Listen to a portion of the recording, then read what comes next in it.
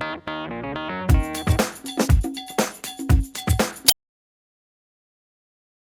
Mark, how's the week been so far? It's been okay. We gave the players a couple of days off to clear their heads and come back in to prepare for a home game against North Ferriby. Yeah, tough day Saturday, but I guess it's a case of moving on now and looking at the next 7 games ahead. Tough day, but nothing won or lost. You know, you see on Tuesday that Lincoln don't beat Sutton, and I said all along there's twists and turns to come. Whether we've got enough to win a big game is yet to be seen, because we're going to have to go to Tranmere and get a result. And whether we've got enough, you know, character to be able to win that game, I'm not sure. But we have to find a way as a football club of winning big games. Not done it historically over the last 3 years. Not really beaten any of the top big teams. You know, your Tranmeres, your Grimsbys, your Cheltenhams, your Lincolns. Not beaten them. So it's difficult because we go to the big teams and they have 7,000 fans behind them. We have 120 or whatever. It's you have to battle that as well, which is difficult. You know, that's not going to change. It's just the way it is. But we have to find a way. Yeah, I was going to ask you the reasons, and you've answered that question for me. You know, 6,000 or 7,000 people in Lincoln. It's a huge. It's like almost a goal advantage, really, isn't it? I think it's a 10, 15 point head start. You know, when for them, their home games, they get some part-time teams up there that will just cave in because they have that amazing support behind them. It's worth a lot of points to them. So we haven't got that. We have to battle that. I mean, at home, our fans have been really good. You know, it's smaller in numbers, but they've been good. But it is a factor. But we have to find a way to win the big games. You know, you throw Wembley into that last year. You know, Cheltenham twice last year, Grimsby twice, Tranmere twice, Bristol Rovers in the playoffs the year before. We've not, as a club, not won big games, and we have to find a way. And I have to look into that and find a way, whether it's a mentality thing. People will say team selection, but every player has played in one of the big games this year and last year. We've not won one, so we have to find a way as a club to try and win one of them games. Do you think football's changing over the years? Because we've talked before about leaders in teams, and there don't seem to be as many leaders now. Is that to do with the academies, or possibly, what's it to do with, Mark?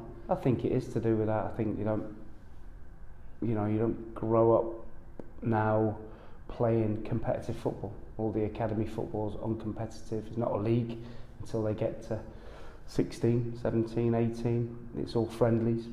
And we don't promote that winning environment, even at schools now. At the PE or sports day is uncompetitive because we don't want to upset little Johnny because he's lost a race. So there is that to it, but you have to find it within as an individual. You know, we have players that have got an experience of playing league football, and from being in a position of 1-0 up quite comfortable, we came out in the second half and we got bullied, got steamrolled, and that can't happen. Is that because of the personnel they've got in their team, Lincoln, at all? The Matt Reeds, who does look like a pub player, but he can put it about. There's no surprise with Lincoln. You know what they know what they're going to do. They're going to get the ball in wide areas from the fullbacks and whack it into Matt Reed. And if you don't win the first one, you got to win the second one, which is what we did in the first half. You know, there was an air of frustration there that they weren't hurting us at all, and we looked quite comfortable. But the first goal is a disgrace, and we caved in from there on. So yeah, people will blame team selection, people will blame the tactics, but they hadn't changed from the three-game winning run we've been on before that. You know, we have to look, and we're now asking the players to dig deep to go and win 7 games. Because if we win 7 games, we win the league. Because teams have got tough fixtures, and we have to go to Tranmere. One of the positives is your home form is excellent, isn't it? I think it's 6 games or 5 now, unbeaten or consecutive wins. We've only lost 1 at home. all season. So, and we should have won that game, but it was a big one and we didn't. We now have to, as a club, as a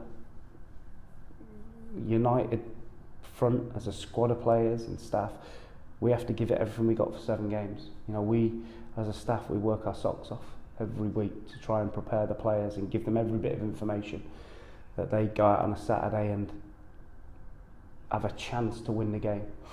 And I think nearly every game this season we've had a chance, been in with a chance of winning it. So that will continue between now and the end of the season, and let's see where it takes us. And I guess it's a case of after Saturday moving on, getting rid of that negativity and wronging the rights. Yeah, we had a meeting first yesterday and put that to bed.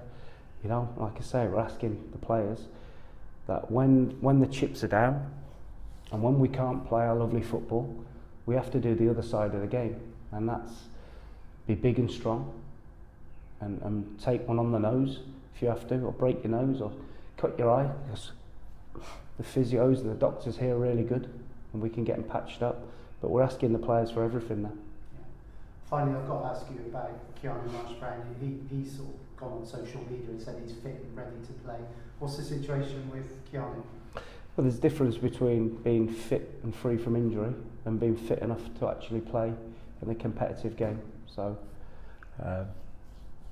I'm not a big one for players going on social media discussing club matters, but there you go. Okay, cheers, Mark. Thank you. Thank you.